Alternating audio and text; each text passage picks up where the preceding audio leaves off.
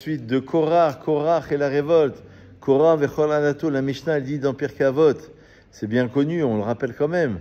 Une mahloket qui est Leshem Shamaim, c'est l'exemple, c'est il a les Shamaï, parce que le Talmud nous dit que les uns allaient manger chez les autres et les uns se mariaient avec les autres.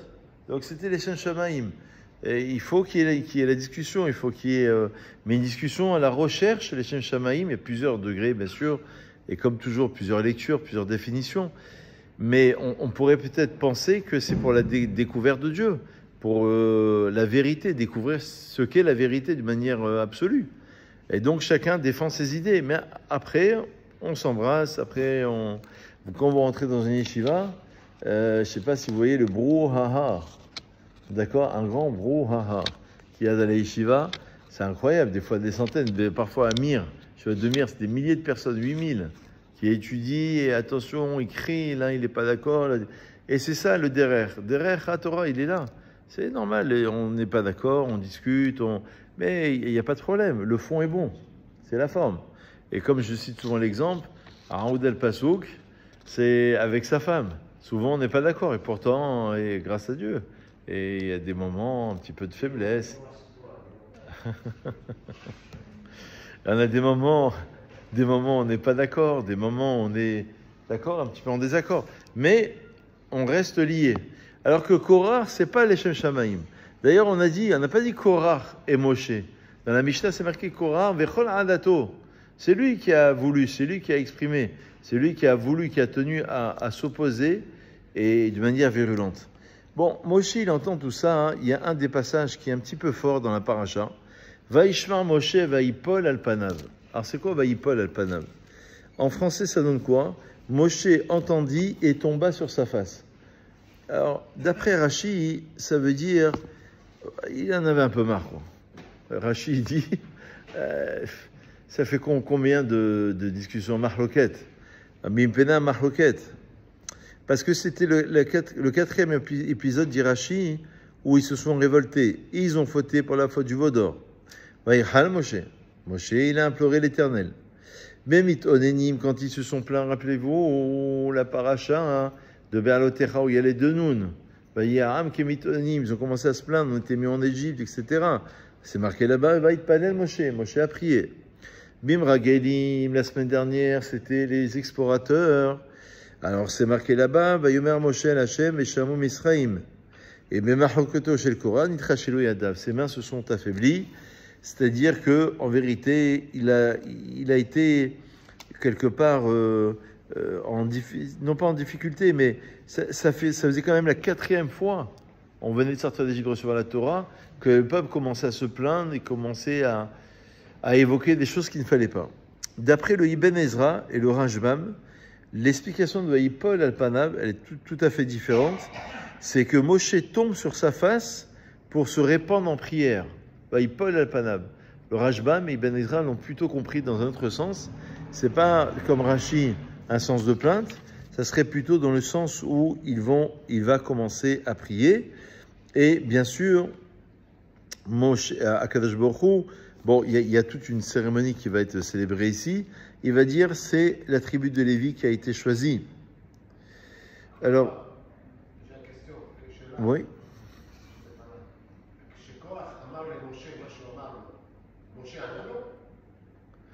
Vaïdaber el Korah avec l'élément Boker. Il a dit, c'est la paracha, Hachem fera savoir qui est à lui. C'est le lendemain, Boker. Le lendemain, Hachem, ils vont faire toute une cérémonie. Ils vont faire.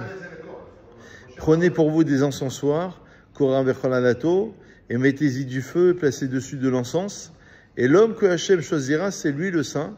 C'en est trop pour vous. Donc ça va être décidé par Hachem. Moshe, en vérité, il tombe sur sa face. Il a fait pas aucun argument. Non. Mais le lendemain, c'est Akadosh Baruch Hu lui-même. C'est-à-dire que l'opposition, elle est telle que c'est une remise en cause sur la fonction de Moshe Rabbeinu, de Aaron. Et d'autres, le Midrash, il rallonge que c'est sur Elisaphan aussi, sur d'autres qui ont été placés et qui ont été choisis, etc. Donc, ça a posé problème. Bon.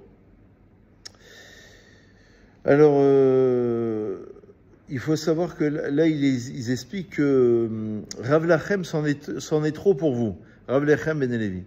Moshe retourne contre Korach l'argument même que celui-ci a évoqué contre lui. D'après Rashi, Moshe veut dire qu'en se révoltant contre Dieu, Korach et son assemblée ont dépassé les limites. Donc d'après Rashi, c'est clair. Rav Lachem, c'est-à-dire il y en a marre en bon français, ça suffit. D'accord? Ah oui. Alors j'ai vu un commentaire comme ça, c'est vrai. Mais il a raison. Rav Lachem, il vous faut un Rav. Ça veut dire que tu peux pas décider par toi-même. Khazak, j'ai vu ce commentaire. Rav Lachem. Non, c'est pas une blague. C'est un commentaire. Il y a un commentaire. Rav Lachem, ça veut dire vous avez besoin d'un Rav. Parce que si tu n'as pas un Rav, forcément tu vas te tromper. Et le Rav, quand il est en difficulté, que lui-même ne sait pas, il y a des choses qui nous échappent. Donc lui-même, il va se référer à quelqu'un qui est plus grand. Et parfois, il faut demander aux très grands de la génération. Est-ce qu'on peut avorter? Est-ce qu'on peut faire telle chose au niveau médical, au niveau d'un couple, au niveau... Parfois, même un très grand Rav a du mal à répondre. Il faut une sagesse plus subtile. Donc, il faut demander encore à un très grand de la génération. Rav Lachem, Khazak, c'est une belle explication. C'est qu'il vous faut un Rav, ça veut dire un guide. Un guide qui va pouvoir vous diriger et vous indiquer ce qu'on disait hier soir. Aïné Arida, les yeux de l'Assemblée. Les yeux de l'Assemblée. Pourquoi les yeux de l'Assemblée? Parce que le Rav, celui qui a le roi HaKodesh, le Rabbi Nachman par exemple, il insiste énormément d'être attaché à un tzaddik. Le grand de la génération, pas n'importe lequel. Un grand de la génération, on est attaché.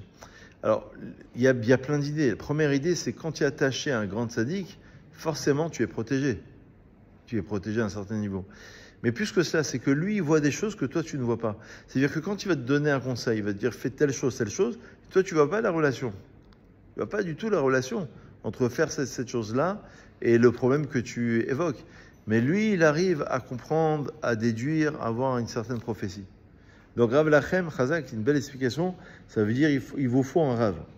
D'après Roshi, Moshe veut dire qu'en se révoltant contre Dieu, Korach et son assemblée ont dépassé les limites. Donc ça, c'est ce qu'on a dit. Selon Ibn Ezra, c'est plutôt « vous en avez suffisamment ». Car Moshe s'adresse aux Lévi'im qui se sont associés à Korach, leur rappelant les honneurs qu'ils se sont déjà vus offrir. Donc c'est déjà énorme. C'est ça, Ben et Lévi. D'accord? Donc, d'ici d'ailleurs, on apprend entre parenthèses, disent les commentaires, que ceux qui se sont révoltés, c'est essentiellement Ben et Lévi, les gens de Lévi. Le Rambam estime inconcevable que la tribu des serviteurs de Dieu se soit révoltée contre Moshe. D'après des commentaires, Ben et Lévi, c'est marqué dans le texte, et le Rambam, il a du mal à comprendre comment ceux qui sont dans la tribu de ceux qui doivent servir Hachem, comment ils peuvent se révolter contre Hachem. Alors, pour le dire très rapidement, et on conclut sur cela, il soutient que Moshe s'adresse à Korach pour dévoiler que son prétendu dévouement envers la sainte communauté n'est en réalité qu'une quête de gloire personnelle. Ça veut dire qu'en vérité, il était mécontent de son statut de Lévi. Il cherche à usurper la fonction d'Aaron. Donc, avec beaucoup de sagesse, Moshe ici, il emploie le pluriel, Rav Lachem Bene Lévi. Mais il a compris qu'il cherchait encore autre chose. Donc voilà, donc c'est pour ça que, évidemment, une conclusion qui est relativement simple, je conclue sur ça, éviter à tout prix la marloquette. Toujours saisir le shalom dans une communauté, dans une famille. Vous savez, dans les familles, parfois, il y a des tensions entre des frères et sœurs. Moi, je le vois souvent, dans des mariages, dans des enterrements qu'on fait, c'est terrible, hein, dans des familles extrêmement proches. Il y a parfois entre les cousins, parfois ils ne se parlent pas. Moi, j'ai fait des fois des enterrements où le fils, il ne parlait pas à son père. Pendant 20 ans, j'ai fait un enterrement une fois, il y a plusieurs années. Le fils, il ne parlait pas à son père. Et le fils était religieux de surcroît. Bon, après, je ne sais pas ce qui s'est passé, on ne peut pas savoir. Mais ça veut dire qu'il faut éviter... On voit que la marloquette ici, elle a... Bon, alors, comme on a dit hier soir, elle est tendue par la jalousie, par les honneurs, par l'orgueil, par l'ego de la personne. Mais ça enchaîne que des choses qui sont négatives. Si on a l'esprit du shalom, on va tout faire pour avoir le shalom. Dans un couple, avec ses enfants, moi je connais des gens qui ne parlent pas, des gens, même dans la communauté, qui ne parlent pas à leurs enfants. Qui ne parlent pas à leurs enfants. Ça veut dire pour les fêtes, les trucs, ils ne sont pas invités. C'est-à-dire les petits-enfants, ils ne les voient pas. Des fois ça fait 2 ans, l'autre ça fait 5 ans, l'autre ça fait 10 ans. C'est terrible. Et quand vous remontez dans le genre d'histoire, moi j'ai connu quelqu'un qui étudiait au collège, il ne parlait pas à son frère pendant des années pour une histoire de 1000 euros. Alors, je ne connais pas les détails. Peut-être qu'il y avait des détails. Peut-être que c'était la goutte d'eau qui a fait déborder le vase, qu'il y avait d'autres raisons. Il dit, rembourse, et pas sur les 1000 euros, tu imagines? Ne pas parler à son frère à cause de ça. Est-ce que tu imagines, et parfois dans une communauté, parfois entre voisins, à cause d'une bêtise. Alors, je ne dis pas que tout est bêtise, il y a des choses qui ont des raisons plus profondes. Mais souvent, très souvent, c'est le cas où les gens se prennent vraiment pour des ch'touillottes. Et donc, il faut essayer, on prend cette paracha, la force du shalom. C'est avec tout le chasse, la Mishnah, elle termine sur cette phrase-là. Dieu n'a trouvé dans son monde qu'un keli qui est machazik bracha, un ustensile qui contient la bénédiction, que le shalom. C'est le shalom qui contient la bénédiction. Il n'y a pas de shalom, il n'y a rien. Dans une famille, tu as beau gagner des 1000 et des 100, il n'y a rien. Si tu n'as pas de shalom avec ta femme, la Gemara, elle dit, dans un endroit dans Ktubot, elle dit c'est comme si qu'il vivait le Gehinam. S'il n'a pas le shalom dans sa maison avec sa femme, c'est comme si qu'il vivait le Gehinam. Il a beau tout avoir, il peut avoir l'argent, il peut avoir la santé. Il n'a pas le shalom, il n'a rien. Ni avec ses enfants, ni dans une communauté, ni avec son voisin.